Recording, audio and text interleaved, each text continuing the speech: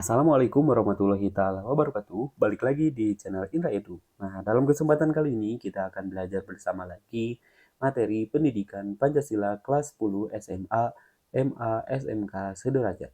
Adapun sub pembahasannya itu adalah bagian D, produk dan hierarki peraturan perundang-undangan. Bab 2, membangun budaya taat hukum. Seperti biasa, sebelum kita lanjut kepada pembahasan, mari subscribe terlebih dahulu, like, komen, dan boleh share kepada rekan-rekannya supaya kita semua bisa menebar manfaat yang lebih banyak lagi. Adapun tujuan pembelajarannya, peserta didik diharapkan mampu menganalisis hierarki atau tata urutan peraturan perundang-undangan yang ada di negara Indonesia. Produk dan hierarki peraturan perundang-undangan. Kalian tentu sudah tahu bahwa bentuk hukum di negara kita ada bermacam-macam. Ada undang-undang, ada undang-undang dasar, peraturan pemerintah, peraturan daerah, dan lain sebagainya. Berbagai bentuk hukum tersebut tersusun dalam sebuah hierarki atau tata urutan peraturan perundang-undangan. Istilah yang akan kita pelajari untuk meningkatkan pemahaman kalian tentang hukum dan menganalisis pelaksanaannya. Yang pertama, produk hukum dan hierarki peraturan perundang-undangan. Sebagaimana yang ada di dalam pasal 1 ayat 3 Undang-Undang Dasar Negara Republik Indonesia tahun 1945 menyatakan bahwa negara Indonesia adalah negara hukum. Untuk mewujudkan negara hukum, dibuatlah berbagai macam produk peraturan perundang-undangan yang menjamin perlindungan hak dan juga perlindungan kewajiban bagi warga negara. Perlindungan hak dan kewajiban merupakan kebutuhan setiap warga negara dan masyarakat agar terwujud keadilan dan ketertiban dalam meraih kesejahteraan dan berbagai kebahagiaan hidup. Peraturan perundang-undangan merupakan bagian dari norma hukum tertulis dan dibuat oleh lembaga yang berwenang melalui prosedur yang telah ditetapkan.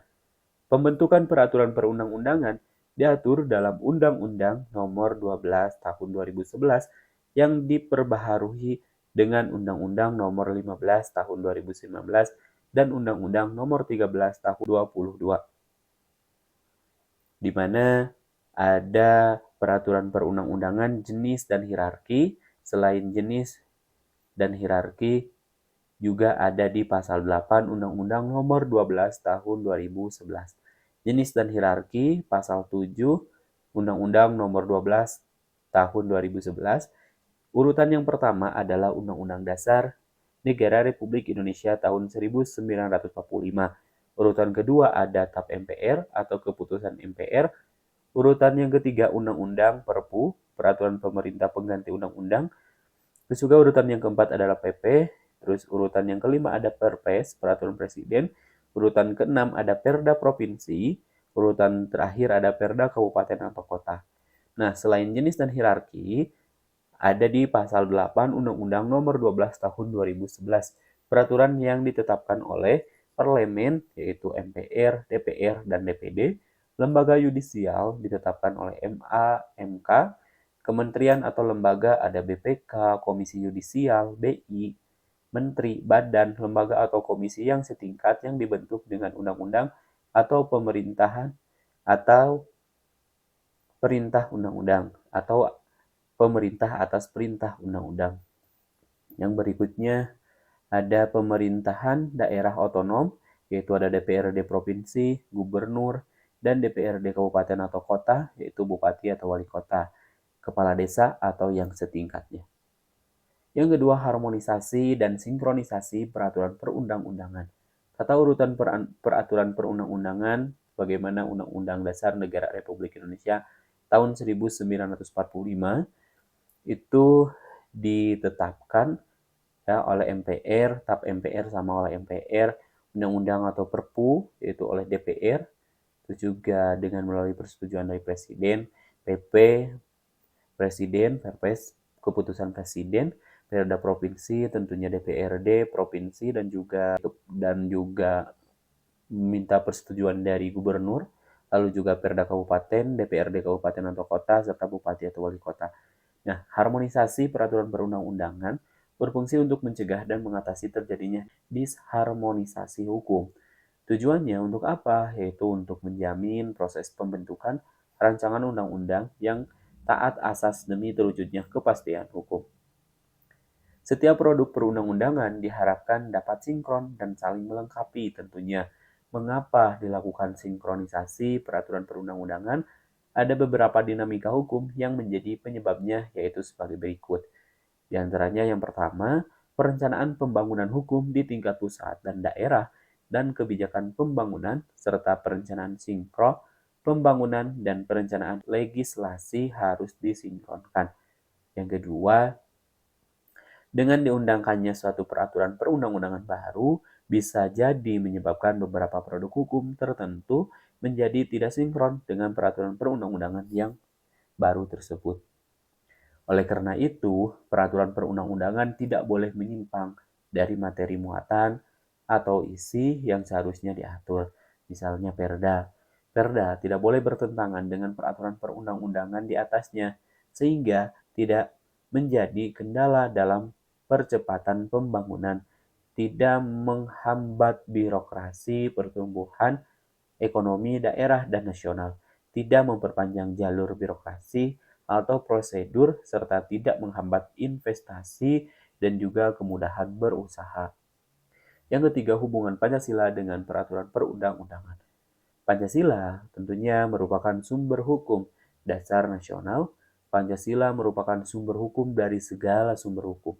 Maka segala peraturan atau produk hukum harus berdasarkan atau bersumberkan pada Pancasila. Tidak boleh bertentangan dengan Pancasila. Undang-Undang Dasar Negara Republik Indonesia tahun 1945 merupakan hukum tertulis tertinggi yang tercantum pada hierarki perundang-undangan. Untuk melaksanakan undang-undang, diperlukan undang-undang organik atau pelaksana yang tentunya tidak boleh bertentangan dengan undang-undang itu sendiri. Sebagai dasar negara, kedudukan Pancasila bersifat tetap, kuat, dan tidak dapat diubah ataupun tergantikan serta melekat pada keberadaan negara Republik Indonesia. Di mana hubungan Pancasila dengan Undang-Undang Dasar Negara Republik Indonesia tahun 1945, tentunya Pancasila dan pembukaan Undang-Undang Dasar Negara Republik Indonesia tahun 1945 memiliki hubungan yang erat yang saling berkaitan satu sama lain dan tidak dapat dipisahkan tentunya. Dapat diilustrasikan nih jika Pancasila itu sebagai rohnya, Undang-Undang Dasar Negara Republik Indonesia tahun 1945 adalah raganya. Pancasila merupakan unsur pokok dalam pembukaan Undang-Undang Dasar Negara Republik Indonesia tahun 1945. Unsur pokok tersebut dijabarkan lebih lanjut dalam berbagai pasal Undang-Undang Dasar Negara Republik Indonesia tahun 1945 sebagai norma hukum dasar dalam kehidupan berbangsa dan juga bernegara. Yang berikutnya, hubungan Pancasila dengan peraturan perundang-undangan. Hubungan antara peraturan perundang-undangan dengan Pancasila dan Undang-Undang Dasar Negara Republik Indonesia tahun 1945 adalah sebagai berikut. Yang pertama, semua peraturan perundang-undangan harus merujuk atau bersumberkan pada Pancasila dan Undang-Undang Dasar Negara Republik Indonesia tahun 1945. Dengan demikian, konsekuensinya tidak boleh mengabaikan apalagi bertentangan dengan Pancasila dan Undang-Undang Dasar Negara Republik Indonesia tahun 1945.